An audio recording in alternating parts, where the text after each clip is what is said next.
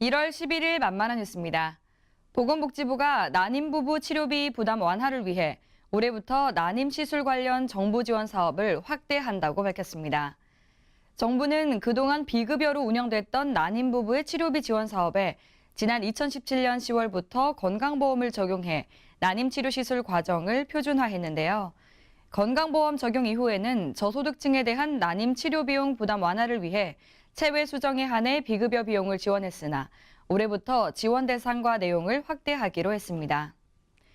먼저 지원 대상을 기준 중위소득 2인 가구 기준 512만 원인 180% 이하까지 확대하고 지원 횟수를 체외 수정과 인공 수정까지 건강보험과 연동된 횟수만큼 늘립니다.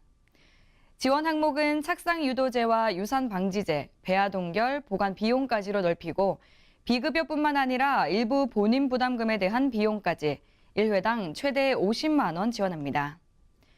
보건복지부는 이를 위해 올해 난임치료 시술비 정부 지원 예산을 184억 원 확보했으며 난임시술 의료기관을 정기평가하고 그 결과를 공개할 계획인데요. 또 지난해에 설치된 난임 우울증 상담센터 4곳을 중심으로 난임 또는 산전 후 우울증을 겪고 있는 난임 부부와 산모의 정신건강에 대한 관리를 강화하고 정서적, 심리적 건강 증진을 위한 사업을 내실화할 것이라고 밝혔습니다.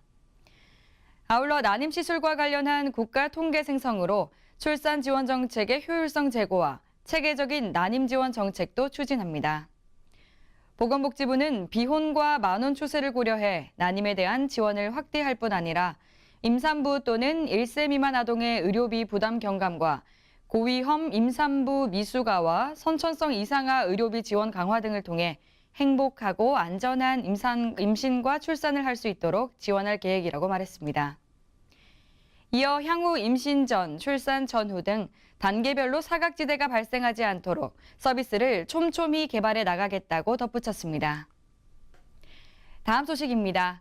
보건복지부는 갑작스런 실직과 휴 폐업 등으로 인해 생계 유지가 곤란한 저소득 위기 가구를 대상으로 긴급 지원 한시적 확대 운영 방안을 포함한 2019년 긴급 지원 사업 안내 지침을 시행한다고 밝혔습니다.